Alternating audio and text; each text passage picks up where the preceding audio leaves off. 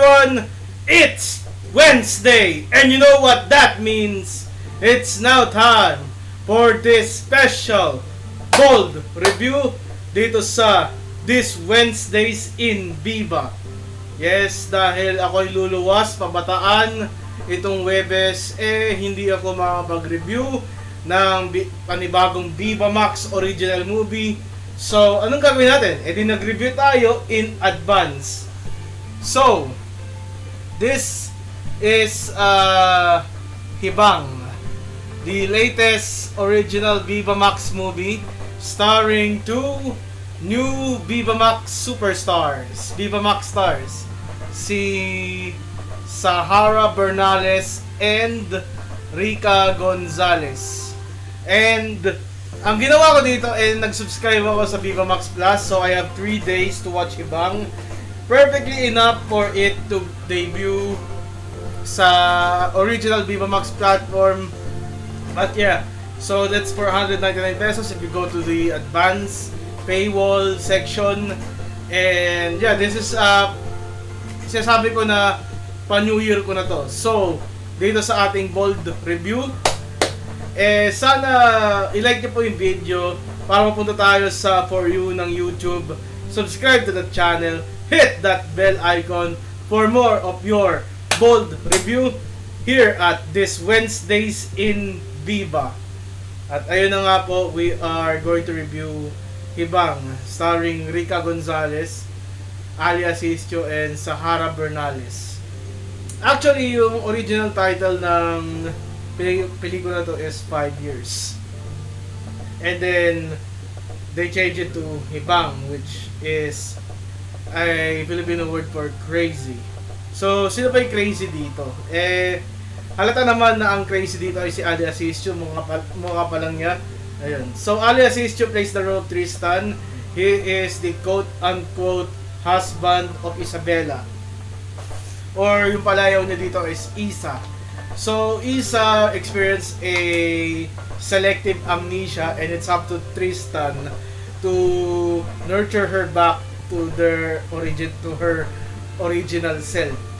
And what we see here is that Tristan is trying to bring back the memory of Isabela by showing her photos of their marriage, which he said na nangyari 5 years ago. So, ayun. So, there are doctors here na nagsabi na si Tristan, na tama si Tristan, na may selective amnesia. And they were a couple for 5 years. At pinamukha niya to with some videos of them having some makeout session and the likes. Ang thing dito is, when Tristan finally when Isabela finally agrees to aligns with Tristan's mental conditioning, may pagdududa siya dito. So, in one day na nagalungkot siya ng gamit, and she uses a sleeve of a shirt as sanitary napkin because she has a menstruation cycle happening. May nakita siya mga pictures na na-scratch off. May babae doon na parang ginayad yung mukha, na scratch off, parang scratch and snip na sticker, yung mga lottery, alam niyo na yun, okay? And dito, unti-unting bumalik ang alaala nito ni Isabela, and she finds out that the person na wala, na parang inalis forcefully sa mga litrato is Carmela, or how she calls it, Mela, played by Sahara Bernales. And dito, in-ensnare ni Isabela si Tristan by luring him, seducing him into having a makeout session. At yung nangyari is she successfully incapacitated Tristan, and we now know the truth. Okay? So, the real truth is 5 years ago, Tristan and Isabela are best friends. They study the same school together, and Tristan has some unrequited feelings dito kay Isabela, and Isabela doesn't have any feelings for Tristan. And the whole course of the movie here is, the whole set piece of the movie here is, every time there's a story advancement, we get a daydream of Tristan having an affair with Isabela. At yung unrequited love, naging obsession kay Isabela. However, he remains composure, keeps it hidden very well, even though Isabela actually suspects Tristan having a crush on her. So, mayroon dito isang instance na nasasisigan sila. Tristan daydream of him and her having an affair sa sisigan, sa harap ng sisig, naggaganunan sila. And snap back to reality, Isabela just sees Tristan drooling over her. Ayun. So, ito naman, hindi naman aamin si Tristan kasi alam niyo wala siyang pag-asa kay Isabela. Even though, yeah, so that's unrequited feelings. Until we meet one girl from the cheer dancing competition. Kasi itong si Isabela, she is a cheer dance leader. And ang mga contestant dito, isa dito ay si Carmela. So Carmela, Isabela was smitten by Carmela during practice. And Carmela is having issues with her stepdad kasi inaabuso siya. And she is really flunking her classes. So Isabela is there to help Carmela, and it evolved into a relationship.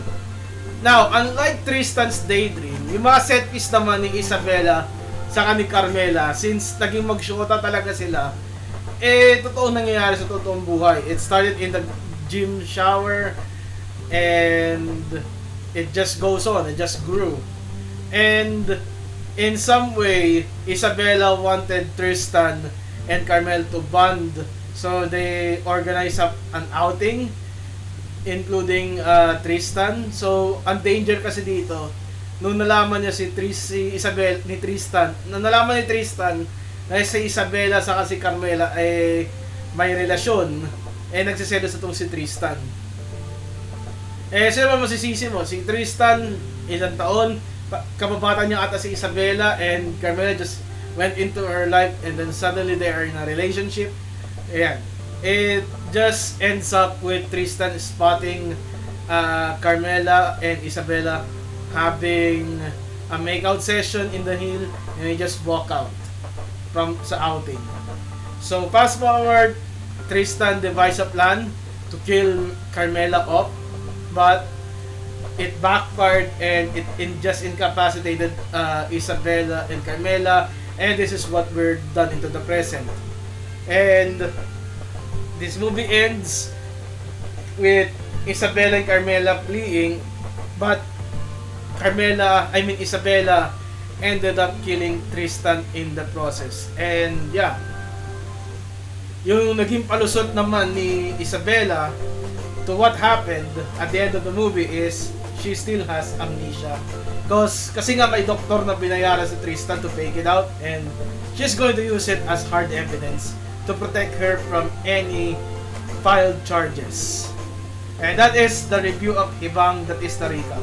So what I think of this movie, yung mga mature scenes dito medyo obsessive, or parang ang dami masyado.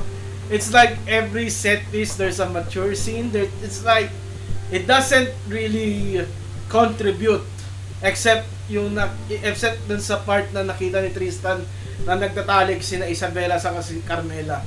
But yung mga mature scenes, it was just there parang just to have some scenes in the movie. Like there's a non-mature scene, and then it follows with a mature scene, and then another non-mature scene, another wholesome scene, and then follows up with a mature scene. And ganun yung alternation eh. Feeling ko na sobrahan sa ganun. It could have cut down on the mature scenes man lang, and just develop the story so we can care about Isabela and Carmela's relationship. and also expound on Tristan and Isabella more. Diba?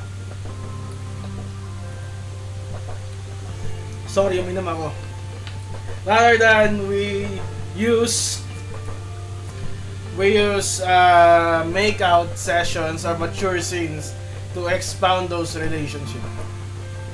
I think the best scene dito is yung sa shower. I like that. It's between Isabella and Carmela, Sahara and Rica. And Rica has potential. Ito kasi ay introducing Rica Gonzalez. So, this is her first movie. Sahara has been in a movie before, sa Lakab. And yeah, that's it. Yung kwento, not much. It's a typical amnesia, parang sa Ligaw ng Bulaklak.